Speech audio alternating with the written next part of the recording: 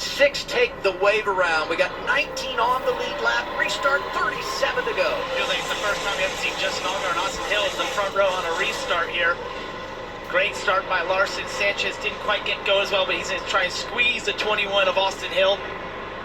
Sanchez has been racing with the best all day and continues to deliver. Had nothing for Larson, who jumps away on the restart, but second place, very, very good. Austin Hill, Nick Sanchez. He's been doing a great job with that car, wiggling around at times. The Sam Mare behind them got really high in that light blue car. Andy's frozen custard cars we had earlier. And a couple of Fords back there. You talk about Mayer. I'll mention Ryan Sieg, who's working on a top 5 finish for a second consecutive season in Texas. We know Austin Hill was fighting a really tight race car, but it looked like he may have been able to clear Nick Sanchez there as we go on board with Sam Mare.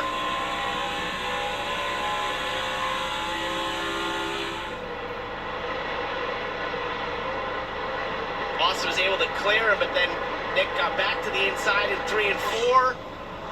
Oh, that 48 sliding out once again. He's been on the right, sliding that right rear all day long. And look who's right behind him, finding his way to the top 5. Taylor Gray, who's been beaten around a little bit today, but the 54 finishing strong as Sanchez is able to grab second place. Really impressed by Taylor Gray. This is what I expected to see out of him here today. Just knowing the speed those Joe Gibbs Racing Toyotas at times at this racetrack. And I felt like this would just suit his style from what I saw of him last year at his limit starts and what we've seen out of him this year, the 1.5 miles. Really good job by him to be up here in the top 5. 2 rookies in the top 5, 3 in the top 6, and all of them drivers that desperately need a good day because they're fighting for a playoff position. And I appreciate Nick's sentiment from what we heard from Kim about how speed sort of fixes everything. As long as you have speed, I'd have to agree with him. If you've got speed, the other stuff you can hope comes together and gets put together in terms of executing races, but the speed they've shown today has been great. He's done an excellent job on restarts and hold on to a car at times, so it's pretty loose. These 2 racing for second. Talks about being tight, but it's looking a little better now as he gets closer to the back of Nick Sanchez, and Nick does a great job of running that outside lane down here in 3 and 4 to make sure he doesn't get the runs there.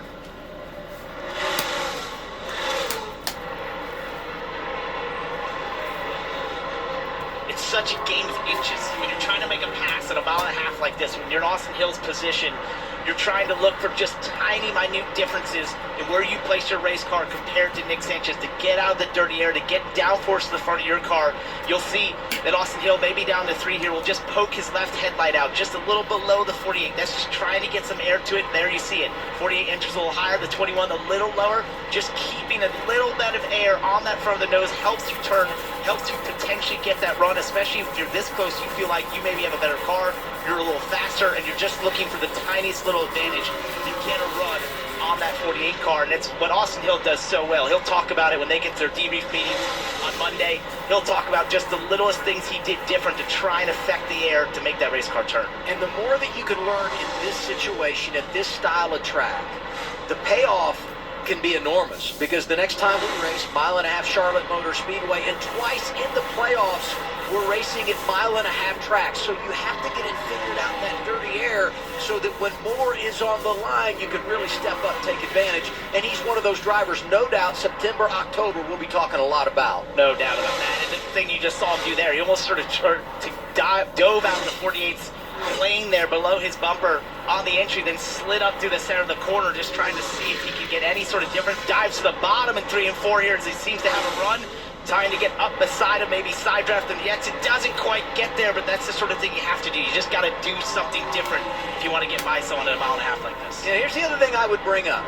Track position, we've said it, it's enormous. Every position you can get on track is huge, but should we get a caution late? We know how good that 21 team has been on pit road. Oh, yeah. So everything you can do to help yourself on track could be a setup. Should we get that late race caution and everyone comes down pit road to get him in a position to win the race? And they're not faster by a little bit, that pit crew, by the way. There was times last season they were almost a second faster than anyone on average through the whole field.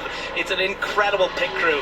A little sideways. Austin Hill says thank you very much. It took him a long time, but finally 21 jumps in front of the 48 for second. This is why you gotta love the Xfinaty car. Look at this. You pack a little air on the left rear. You don't have to ever touch him. Just put the air there. That gets Nick super loose. You're able to drive on by, which I felt like the 21 was probably quicker, and Nick did an incredible incredible job to hold him off as long as he did. That move that's pretty right there to make him pass in Texas in the Xfinity Series car. You know, Ned's probably thinking that Jesse Love did that to him at Rockingham, got him all sorts of sideways to the lead. Now Austin Hill's with the RCR teammates packing air on. Good news is you're up to second if you're Austin Hill. Bad news is you're almost 6 seconds behind race leader Kyle Larson. And Larson found out midweek that he was going to drive this car. We rewind to Talladega, final lap. Connor Zilic, the full-time driver, is leading the race. Gets turned into the inside wall, went to the care center,